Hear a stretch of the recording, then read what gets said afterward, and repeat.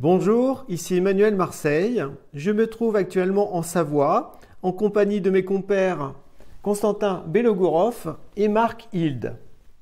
Nous allons vous parler du coronavirus. Nous avons mené notre propre enquête et découvert des choses intéressantes. Donc c'est ce que nous allons vous proposer dans cette vidéo en 4 parties. Donc installez-vous bien confortablement et accrochez-vous. Go!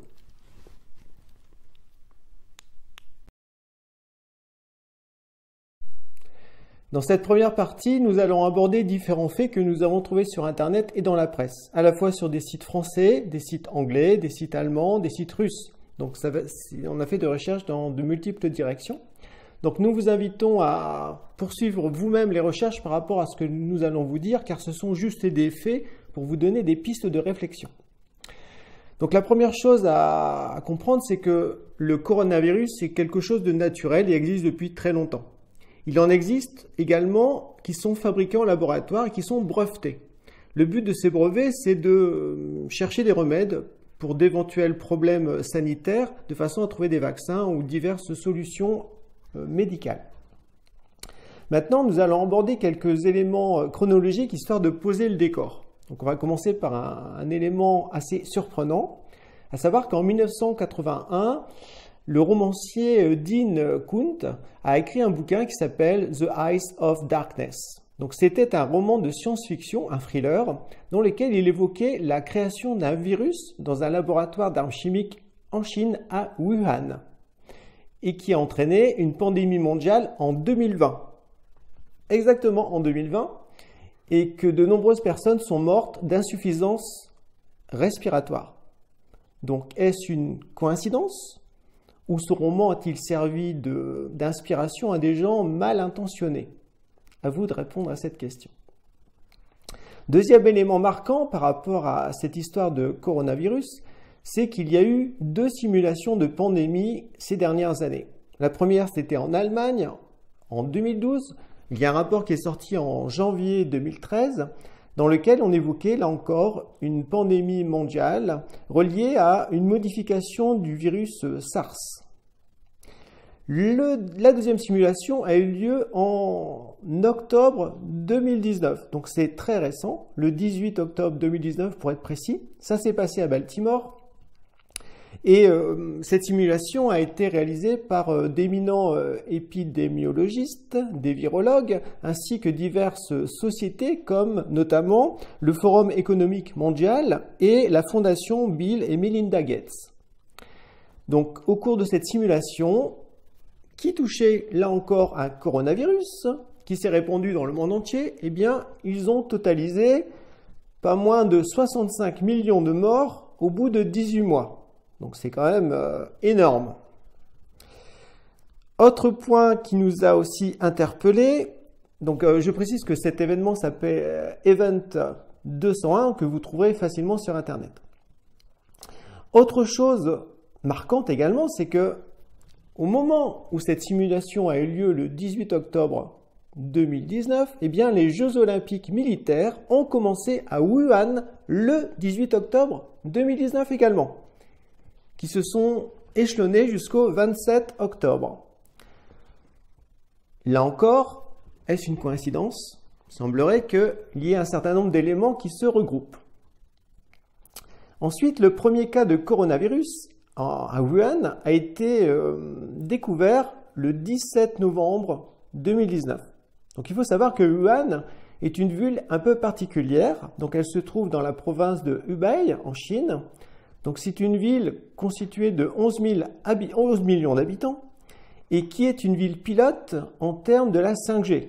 C'est-à-dire que c'est une ville qui n'a pas moins de 10 000 antennes pour les télécommunications. Donc c'est énorme. Donc c'est une ville pilote. Et quand on sait la nocivité des ondes électromagnétiques dans le monde, eh bien il est évident que ces 10 000 antennes n'ont pas aidé justement à améliorer la situation sanitaire qui se passait là-bas.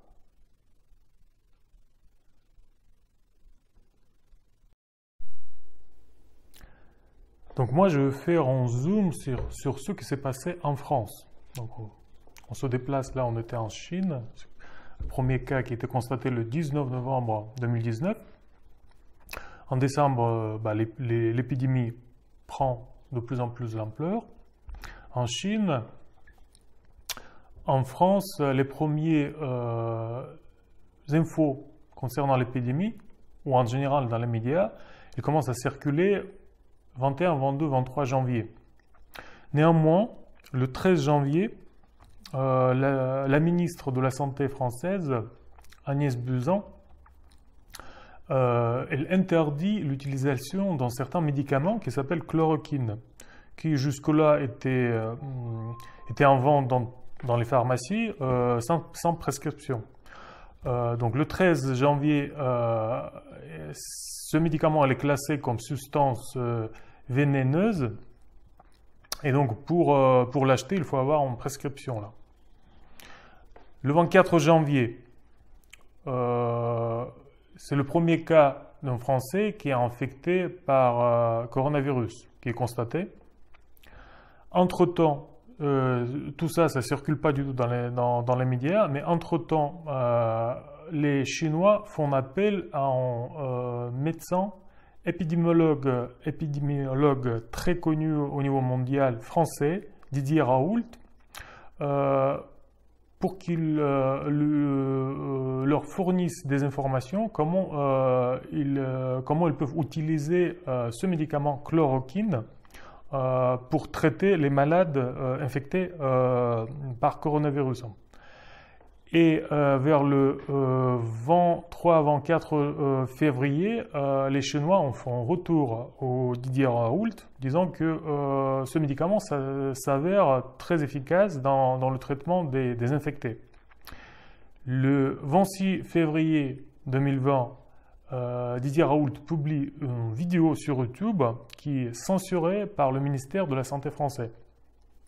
Dans cette vidéo, il expose les faits que, en gros, c'est pas la peine de s'exciter et aller chercher de nouveaux médicaments ou attendre qu'un nouveau vaccin apparaisse pour traiter cette maladie, mais il faut voir est-ce qu'il y a des substances déjà existantes sur le marché, bien connues, qui peuvent aider dans la lutte contre cette épidémie. Et notamment chloroquine, il s'est avéré déjà assez efficace dans le traitement de SARS. Donc cette vidéo elle est classée, elle est censurée, classée, donc la personne qui la voit.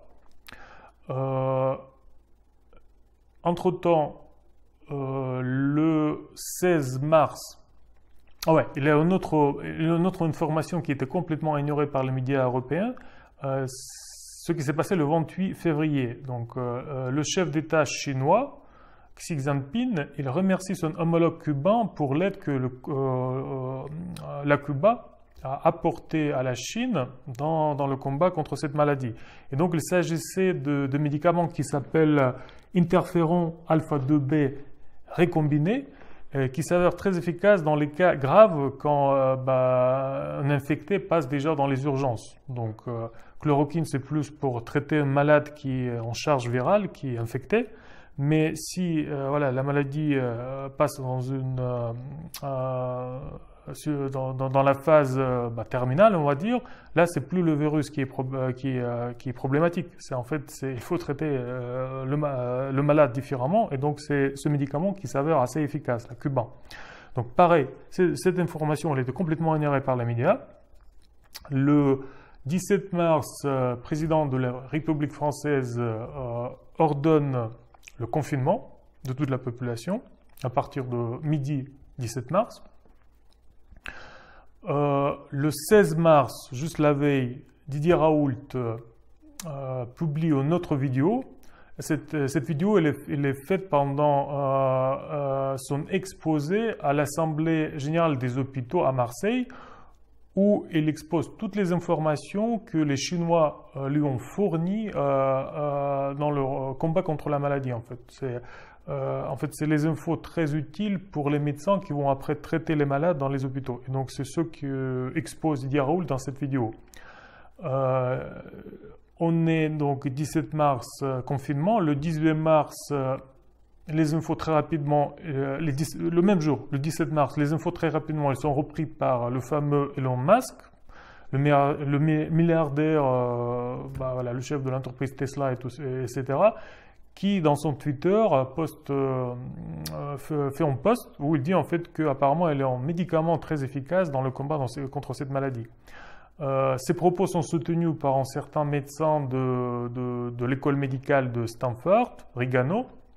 Et le lendemain, le 18 mars, dans sa conférence de pierre, c'est cette fois Trump qui parle de chloroquine en disant qu'apparemment elle est un médicament quasiment miracle qui peut être très efficace et les Américains vont faire tout pour le rendre disponible aux malades dans les États-Unis. Donc, si on reprend tous ces événements, leurs enchaînements, on peut amener des constats assez déstabilisants, comme le fait Thierry Meyssan dans un article qu'il a publié sur cette épidémie et que je vous invite vivement à lire. Je trouve que c'est très intéressant ces analyses. Donc, en fait, l'approche qui était prise par la France pour combattre cette maladie, c'était pas tellement l'approche qui est la plus simple et la plus sensée au niveau médical. Donc tout était fait pour amener la population vers quelque chose qui n'est pas vraiment visible pour l'instant. Donc si la France voulait vraiment traiter la maladie le plus tôt et de façon la plus efficace possible, il fallait faire tout pour rendre disponible ce médicament aux malades, aux infectés. Donc comme par miracle, ce médicament était interdit à la vente libre le 13 janvier, tout au début de l'épidémie, quand on ne savait même pas qu'il avait une telle épidémie. Donc là, c'est que les gens du gouvernement qui s'en doutaient déjà, s'en doutaient plus par rapport à ce sujet. Et donc là, on se pose la question, mais vers où là, ils veulent nous amener avec le confinement et tous les événements qui sont déroulés depuis.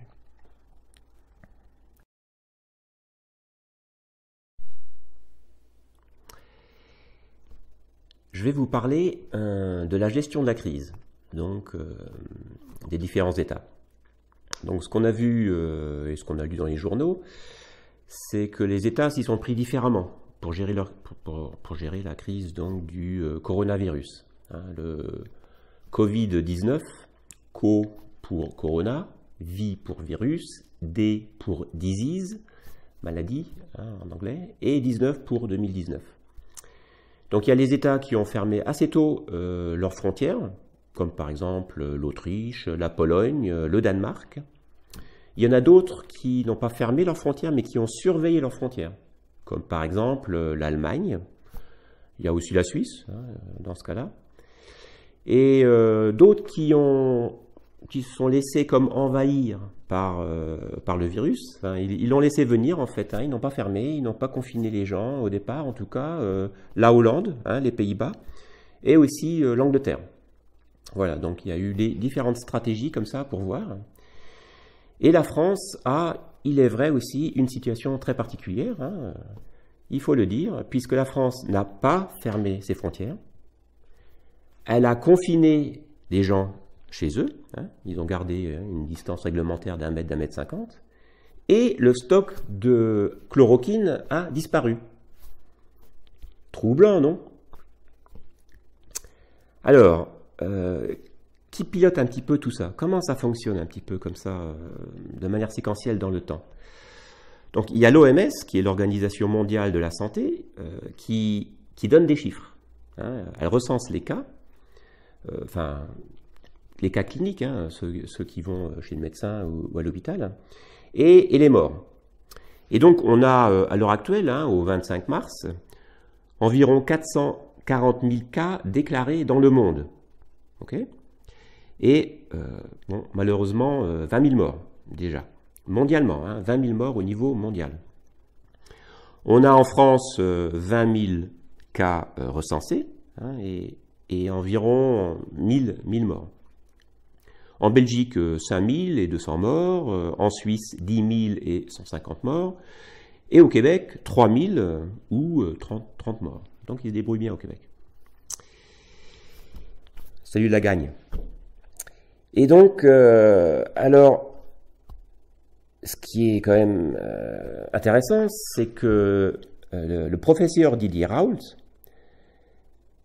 il annonce que en 2019, environ 2 500 000 personnes sont décédées d'infections respiratoires, en fait aiguës. 2 600 000. Donc c'est beaucoup plus que les 20 000 actuels par rapport au Covid-19. Hein, ça fait 0,8%. Donc c'est vraiment pas beaucoup.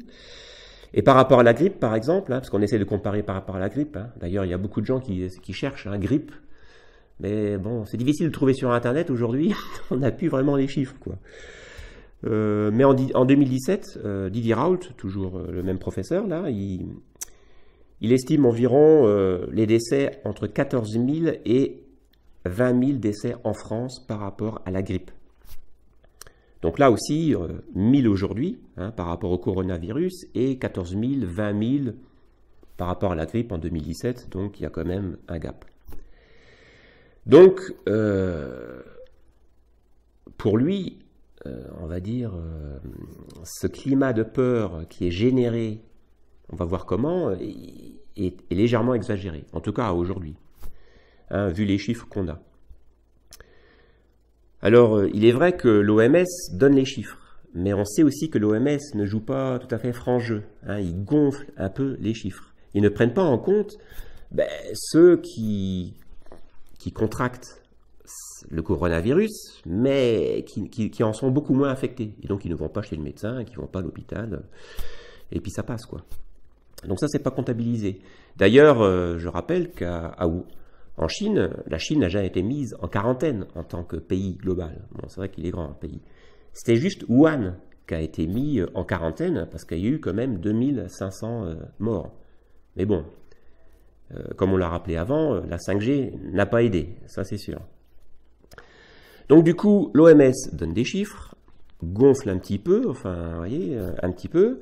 On a la presse qui reprend ça, mais qui fait monter ça justement pour dramatiser un petit peu. Et après, on a l'État derrière qui instaure comme un climat de peur, quoi, complètement dans le pays, quoi. Parce que c'est vrai qu'il suffit de sortir aujourd'hui, c'est assez surréaliste. Hein, quand on est dans une grande ville comme Paris, on sort, il n'y a quasi personne, c'est surréaliste. Alors, pourquoi cette situation ? Ça cache quoi, quelque part, hein, on pourrait se le demander. Alors on commence à mieux comprendre le scénario qui est en train de se dérouler devant nous, hein, où tout est possible d'ailleurs, d'un côté comme de l'autre, parce que l'OMS, elle est financée principalement donc par des nations, oui, mais aussi par des privés, comme par exemple la fondation Bill et Melinda Gates. Hein, les mêmes qui sont dans cette histoire, donc, qui sont partenaires dans la simulation donc, de l'Event 201. On sait aussi que la presse officielle est aussi aux mains de Magna. Hein, là aussi, on voit bien qu'ils sont, comment dire, un peu aux mains des mondialistes, en fait. Hein, mondialistes, globalistes. Il y en a même des personnes qui parlent du deep state, hein, de l'état profond, même Macron, hein, il en parle aujourd'hui. Ce terme deep state, état profond, vient en fait de Carroll Quigley, hein, qui était un professeur et mentor aussi de Bill Clinton à un moment donné. Donc un livre très intéressant pour voir un peu tous les dessous de tout ce qui se manigance hein, entre voilà, les banques centrales, les agences de renseignement... Bref, un monde que nous, on ne connaît pas comme ça forcément, quoi. Et donc, voilà, donc ça, et puis après, l'État, ils suivent, quoi. Hein. Donc on sent qu'il y a comme quelque chose, il y a comme un plan derrière, hein, parce qu'on sent que c'est pas fini, là, c'est un petit peu comme le calme avant la tempête, on ne sait pas trop ce qu'il va y avoir derrière.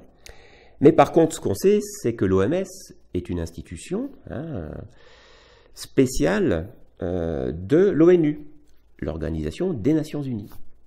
Et l'Organisation des Nations Unies, qui chapeaute aussi quand même pas mal de choses, hein, est à nouveau un outil, on va dire, des globalistes ou des mondialistes.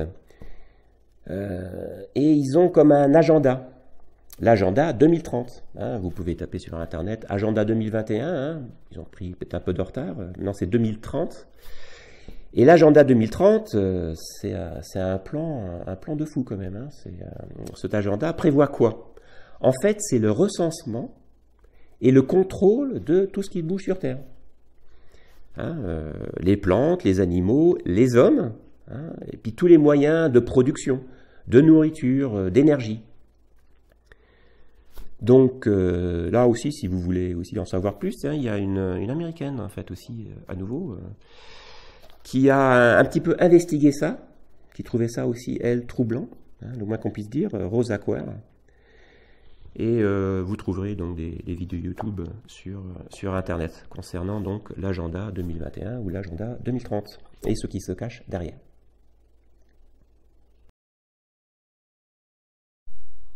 Donc nous venons de vous donner un certain nombre de faits marquants qui nous ont interpellés. Nous vous invitons à poursuivre vos recherches, à chercher sur le net différentes sources d'informations. Pour notre part, il y a 5 sites, 5 chaînes qui nous inspirent en quelque sorte et qui sont des médias alternatifs totalement indépendants, donc qui proposent des analyses qui sortent vraiment des médias officiels. Il y a tout d'abord TV Liberté, ensuite RT France, il y a aussi Radio-Québec, Biotique TV et CLA TV. Donc avec ces 5 chaînes, vous allez avoir de quoi visionner et vous questionner. Il y a également un site qui nous paraît très pertinent dans ses analyses, c'est le site de Thierry Messant qui s'intitule voltairenet.org. Donc à présent, nous avons tous matière à réflexion avec tout ce que nous avons dit, plus les différentes chaînes que vous allez découvrir, et on va essayer de prendre de la hauteur, histoire d'avoir une vision beaucoup plus large de ce qui se passe dans le monde avec le coronavirus. Pour cela, eh bien, on va décoller, on va faire preuve d'ouverture d'esprit. Donc on va rentrer maintenant donc dans la seconde partie de cette vidéo.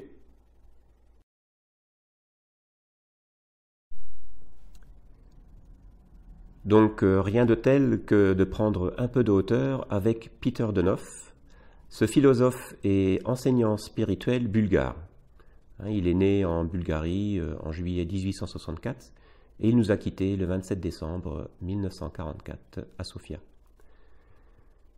Voilà ce que disait Albert Einstein à son sujet. Le monde entier s'incline devant moi, mais moi, je m'incline devant le maître Peter Denoff. Voici un extrait d'une de ses prophéties.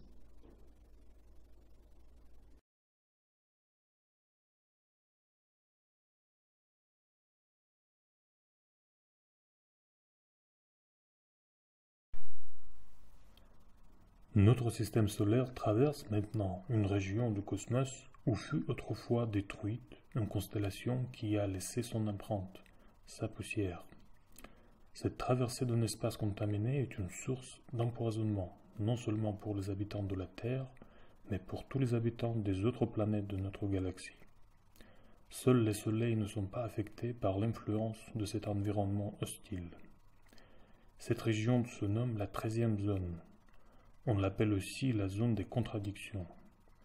Notre planète y est restée enfermée durant des milliers d'années.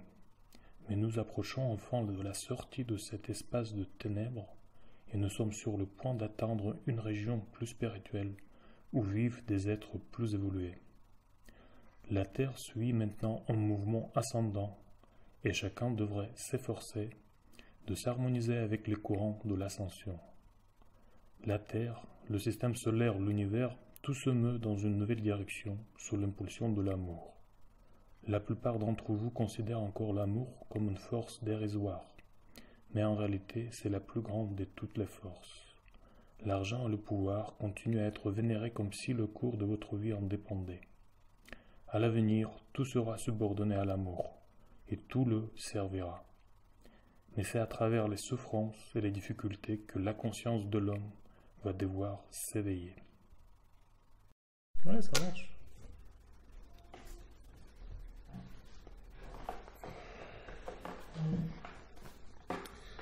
Alors, cette prophétie, ça vous évoque quoi? Bah, de ma part, moi, je dirais que ce qui ressort le plus pour moi dans cette prophétie, c'est que le monde des causes, le monde invisible, le monde spirituel, si je peux utiliser ce mot subversif, pour beaucoup, pour beaucoup peut-être de gens, il est constitué que des sujets.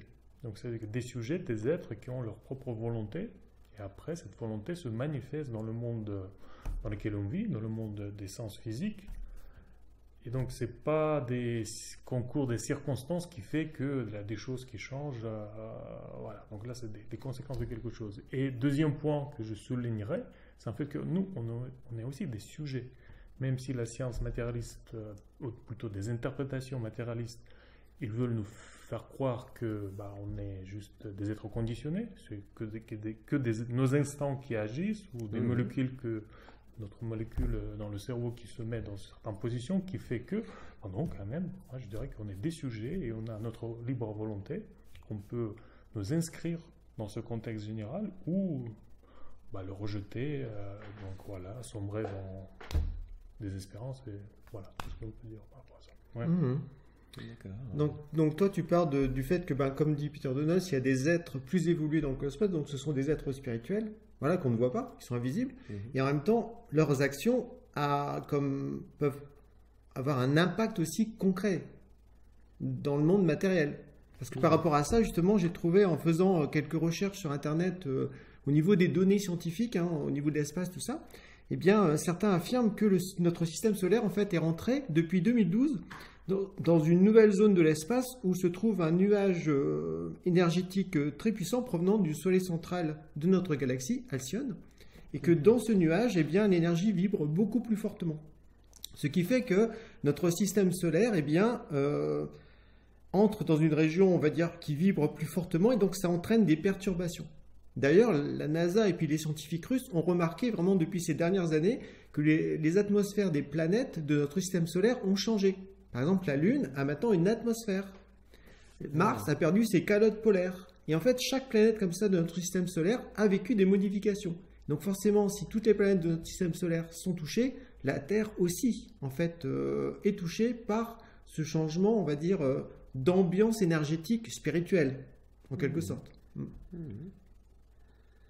Ouais, qui peut correspondre aussi, donc, du coup, à la volonté de cet être spirituel.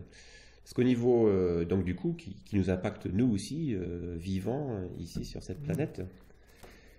Parce que dans le monde des géobiologues, par exemple, dont je fais partie, l'énergétique est très important. On mesure l'énergétique, soit avec un pendule, soit avec une échelle de Léchère.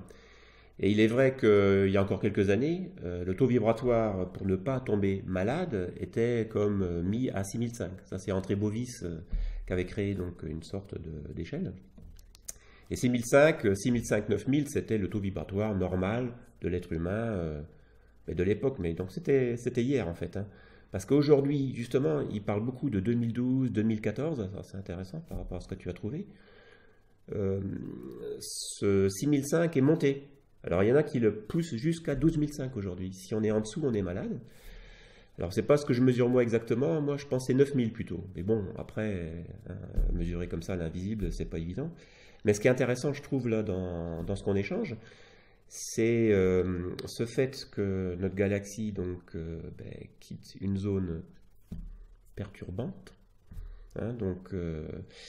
Et donc, il y a un apport, on va dire, de vibrations positives qui arrivent, mais qui n'est que la volonté, en fait, d'être spirituel supérieur, comme le dit Peter Donos.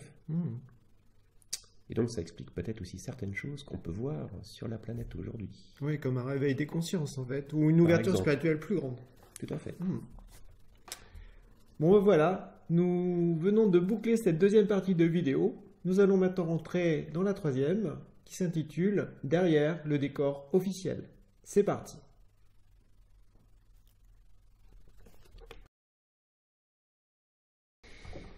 Alors voilà, là c'est le chapitre « Derrière le décor ». Qu'est-ce qu'on peut observer sur la planète en ce moment? Alors je vais vous partager ce que je vois, mais on en a déjà un petit peu discuté. la première chose qu'on voit, c'est vraiment un mouvement mondial où des gens s'organisent, des gens vraiment, des citoyens normaux en fait, complètement hors système pour créer comme des médias indépendants. On le voit partout. Des quêteurs de vérité, ça fleurit un petit peu partout. Parce qu'il est vrai que beaucoup de gens ont compris que les médias officiels sont complètement à la botte des mondialistes, ou du fameux deep state, comme on dit. Et donc pour court-circuiter ça, donc, ils se montent même des web journaux. Et là, un petit peu partout sur la planète, on a donc des gens, même parfois des youtubeurs ou des youtubeuses françaises, qui se mettent comme ça en petite équipe pour faire leurs propres journaux indépendants. Donc on sent cette soif, cette quête de vérité, parce qu'on n'en peut plus de toutes les conneries qu'on peut nous faire passer, quoi. Enfin, je ne sais pas ce que vous en pensez. On vit dans un monde de mensonges, donc là, c'est too much. Je trouve vraiment... c'est tellement grossier que les gens ne s'en rendent compte. Et donc forcément, en contrepartie, il y a une grande soif de vérité. Tout à fait. Et en plus, ça donne légère l'impression qu'ils nous prennent pour des cons. Ça, c'est certain. Rien que ça peut quand même stimuler un peu de sortir de machin, parce que c'est un peu embêtisant, quoi. C'est vrai. Pour nourrir à la louche comme ça des trucs, c'est vrai que... C'est vrai que ça devient tellement gros, énorme, grossier, que les gens ils se disent, non, là il y a vraiment un problème. Bon, c'est bien pour faire sortir les gens de la naïveté d'une certaine façon. Ouais, tout à fait. Donc il y a quelque chose au fond de positif à la situation, c'est qu'il y a un réveil. Bon, ça fait penser aussi à l'époque de la Révolution française. D'un seul coup, il avait ce mouvement des masses, quoi. Donc là, ça a fait péter tout le système de l'époque. Et là, aujourd'hui, on sent que, voilà, comme tu as évoqué, là, il y a dans une cinquantaine de pays, il y a des mouvements sociaux contre le système, pas contre des personnalités précises, mais le système même, le système global qui est imposé depuis des années.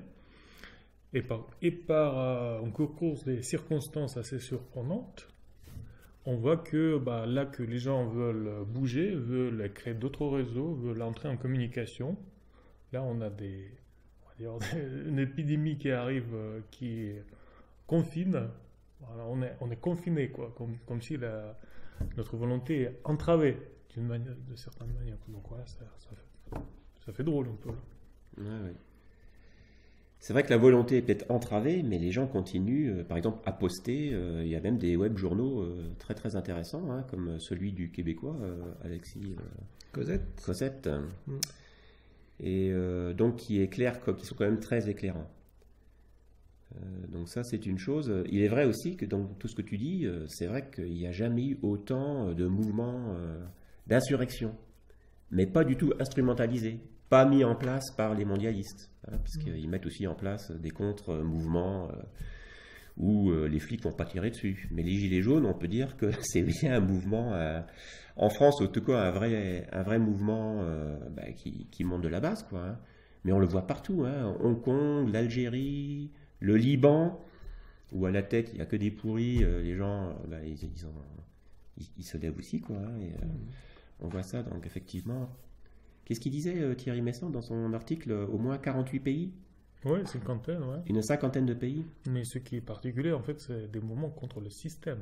C'est pas que, en fait, voilà, il y a des problèmes locaux, en fait, qui sont ressortis, quoi. Mais c'est un chape de plomb qui pèse sur toute la planète, que les gens, voilà, ils peuvent plus.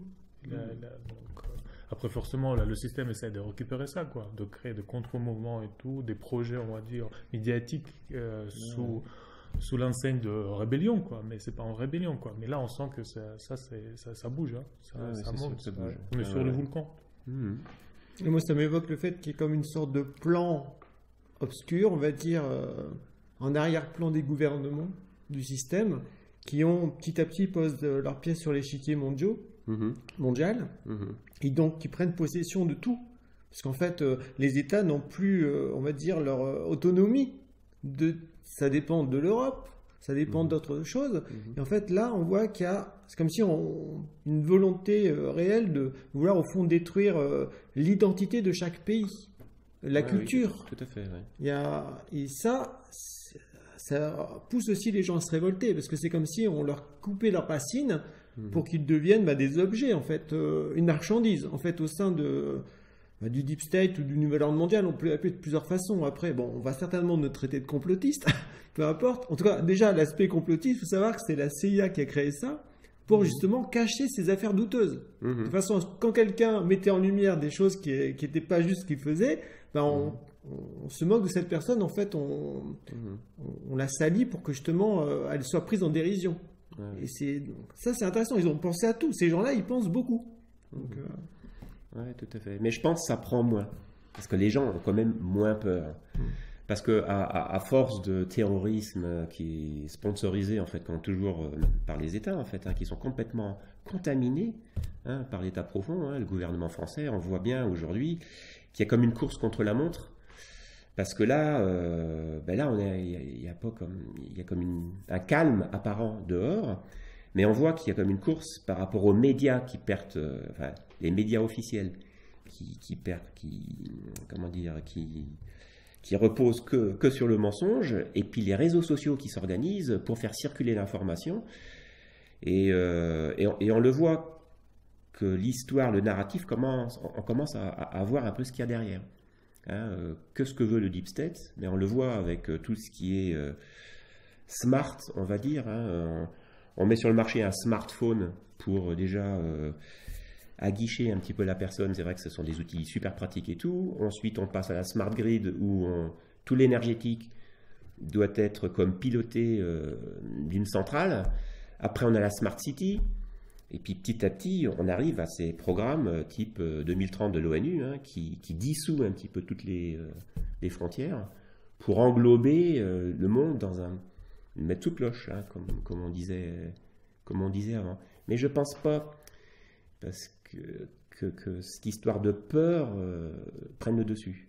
Parce que quand on sait, une fois qu'on est au courant de certaines choses et qu'on le vit, on vit certaines situations, on a moins peur. Et du coup, ça nous permet de prendre aussi de bonnes décisions, quoi. Et peut-être le point de rupture, ça arrive justement maintenant. Parce que pour passer de systèmes relativement doux, dans lesquels on vivait jusque-là, à un système beaucoup plus verrouillé, et en même temps, dans un monde où c'est beaucoup plus difficile de contrôler, on va dire, les volontés des gens, des sujets qui se réveillent, il faut avoir quand même une bonne raison pour faire le passage. Et aussi un prétexte. Donc, pour moi, ça donne cette impression-là, quoi, que l'épidémie, ça peut être justement ce point de rupture où on entre dans le monde où le système cherche à, comme tu disais, instrumentaliser tout, en fait. Donc, que chacun devient un petit robot, quoi, un petit vice dans le mécanisme global. Donc, et se soumet sa volonté ou l'annule, la supprime au profit de la sécurité, on va dire, globale, de la bonne santé de la nation, etc. en fait. Et donc, et ça aussi, c'est ce point de rupture, c'est comme un prétexte pour changer un système financier global, on va dire, économique, pour un autre système beaucoup plus verrouillé, beaucoup plus contrôlé. Ce qui était déjà bien testé en Chine, quoi, avec leur système de crédit social et tout ça. En fait. Oui, tout donc à fait, tout ça peut s'inscrire dans ce mouvement. On entre dans l'œil de cyclone. Cyclone là, où là, justement, on peut ressortir après le confinement et trouver un monde bien différent de ce qu'on a connu avant, quoi. Et donc, ça c'est bien l'enjeu, je pense. Puis c'est vrai que la question est de savoir pourquoi veulent-ils nous confiner. Qu'est-ce qui se passe justement peut-être dans l'ombre? Comme les gens sont interdits au fond de bouger trop, peut-être qu'il se passe des choses qui nous cachent vraiment. Et ça, eh bien, c'est important que chacun soit vigilant en fait à sa mesure. Et grâce aux réseaux sociaux, notamment à Twitter, où il y a des vidéos qui peuvent en fait vraiment circuler à vitesse grand V en fait. Et donc c'est vrai que ça prend de court les médias officiels. D'ailleurs, on l'a vu avec la chloroquine. Donc l'histoire de la chloroquine en France, moi ça me pose question parce qu'en fait quand on regarde un petit peu ce qui se passe dans les autres pays européens notamment, j'ai vraiment l'impression que la France est particulièrement visée, en tout cas par rapport à ce qui se passe ici. Et par rapport à ça, je me dis mais en fait la France, quelle image les gens du monde ont de la France? Et en fait forcément ça m'évoque les droits de l'homme. Et que le pays, la France, aux yeux du monde, c'est le pays de la liberté. Donc c'est peut-être pour ça qu'en France, il se passe des choses assez costauds, en fait. Oui, c'est là que les grands idéaux, là, liberté, fraternité, égalité, sont nés pendant l'époque de la Révolution française. Et c'est là que, je sais pas en fait, est-ce que depuis ces 2 siècles, on a beaucoup vu ces 3 grands idéaux se développer? Peut-être on aurait pu faire du mieux. Mais effectivement, peut-être dans cette situation-là, on peut les réacquérir d'une manière plus profonde, quoi. Ou chuter quasiment au-dessous du niveau de, on va dire, dans le monde des objets, quoi. On va dire. Perdre tout le côté humain, là, au nom de la sécurité. Oui, tout à fait. Donc on voit, c'est ça un petit peu l'enjeu, en fait. L'enjeu. C'est notre 4e partie de vidéo. À tout de suite. Donc on parle maintenant de l'enjeu. Quand je regarde la situation actuelle, je dirais que c'est comme s'il y avait 2 sociétés qui se profilaient à l'horizon. Il y a une société hyper technologique, dans le contrôle. Et puis il y a une autre société plus humaine, parce que les gens de plus en plus, il y a comme un retour à la nature. Ils ont envie de vivre de belles relations. Ils se posent aussi des questions sur le sens de leur vie, et ils s'ouvrent à la dimension spirituelle. Donc il y a vraiment comme ça 2 sociétés qui petit à petit vont se séparer. Donc il va falloir certainement choisir son camp, parce qu'on ne pourra pas rester au milieu. Oui, tout à fait. Ouais, ce que ça m'évoque, surtout au niveau de la société plutôt technologique, si on se met à la place donc de ceux qui fomentent un petit peu tout ce plan-là, qui nous confinent. Big Brother. Big Brother, oui. Le fameux plan, leur plan, on va dire. Qu'est-ce qui leur manque Mais il y a une brique dont on n'a pas encore parlé, parce qu'on est en 2020. Il faut savoir qu'il existe un autre programme qui s'appelle ID 2020, comme Identification 2020, dans lequel on retrouve des acteurs très intéressants. Ce sont exactement les mêmes qu'on retrouve, par exemple, dans ceux qui ont fait la simulation au niveau de l'Event 201. On retrouve aussi l'ONU avec son programme 2030. Et eux, ce qu'ils essayent de faire, en fait, c'est donc d'aller numériser de manière informatique toutes les personnes. La carte d'identité ou le puçage des gens pour, on va dire, les marquer, les repérer. Et ça serait basé pour faire ce genre de choses. Et là, on sent que la situation est très propice pour ce genre de choses. Il suffit de faire monter un petit peu la peur. C'est d'aller vacciner les gens. Donc les gens, ils ne seraient pas seulement vaccinés, ils seraient aussi pucés ou marqués, d'autant que la technologie, elle est assez avancée. C'est ce que tu disais. Oui, depuis les années 2000, je pense qu'en 2009, il y avait déjà des vaccins, nano-vaccins qui étaient prêts. Derrière l'avant-scène, le vaccin c'est le vaccin, et derrière il y a des nanoparticules qui peuvent jouer le rôle des puces en fait. Voilà, donc du coup ça. Et on comprend que cette vaccination, il faudrait aussi changer un petit peu. Ce ne sera pas forcément comme avant. Même le moyen de vacciner change. Il y a même en Israël, paraît-il, il y a des infos qui tournent comme ça un petit peu sur le net. Sur les réseaux sociaux indépendants, où il existe des méthodes pour briser des brins d'ADN pour y injecter à l'intérieur du brin d'autres informations, peut-être d'autres ADN, d'animaux ou d'autres choses.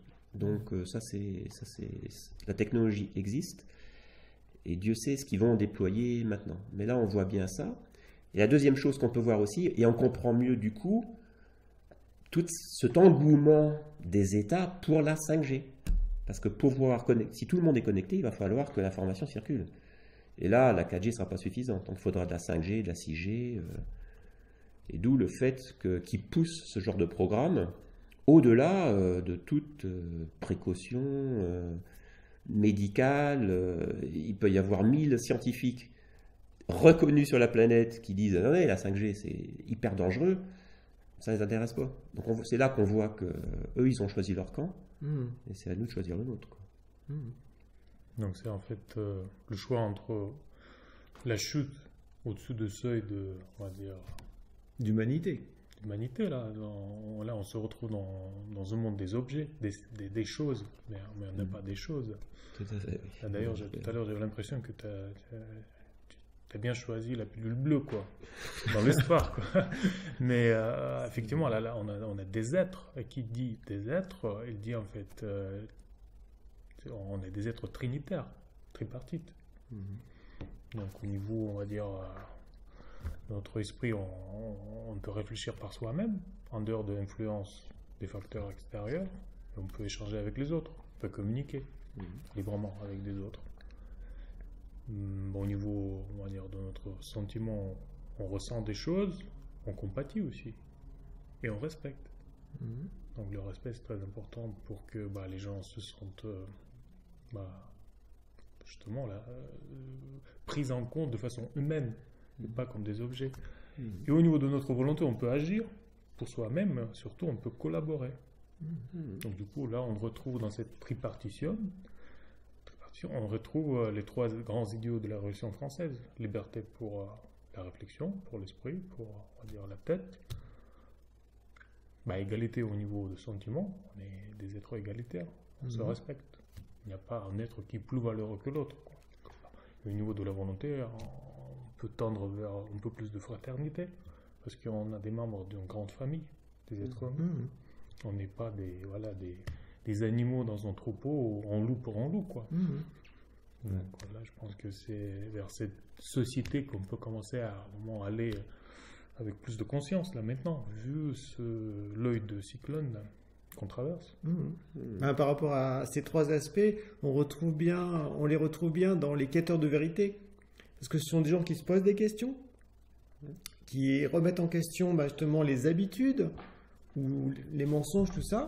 Donc c'est aussi se poser des questions existentielles, du genre qui suis-je vraiment? Pourquoi je suis sur Terre? Pourquoi cette société fonctionne comme ça? Vraiment des questions, voilà. Au niveau fraternel, les gens s'entraident comme ça à échanger leurs informations parce qu'ils veulent vraiment une société plus humaine. Et au niveau de la volonté, ils créent des actions. Ils font des vidéos, comme là, notre cas par exemple, mais il y a des actions aussi dans le monde. Bref, c'est un ensemble. C'est comme si là, plus on retrouve notre humanité, plus au fond on a envie d'unir nos forces, parce que c'est ça aussi qui va permettre à cette bonne société de s'expanser, c'est d'unir nos forces au nom de l'humanité ou de grandes valeurs comme l'amour, la liberté, la vérité. Et donc dans cette optique, nous vous invitons à poursuivre vos recherches. Et si vous avez envie, dans vos commentaires, de nous faire part à la fois de vos impressions, mais aussi de ce que vous avez découvert par vous-même, eh bien tout cela sera le bienvenu. Oui, parce que cette nouvelle société, c'est tout à créer, quoi. Il n'y a pas de plan qui descend du haut à implémenter, on va dire, à la lettre, mais chacun peut collaborer librement dans cette nouvelle création de nouveaux rapports sociaux qui peuvent s'installer. Et donc là, c'est important de voir cet aspect co-créatif de chacun et participation active de chacun dans cette émergence. Voilà. Bon, bien écoutez, nous vous souhaitons une bonne journée et au plaisir de vous revoir certainement dans une prochaine vidéo. Bye bye. Merci.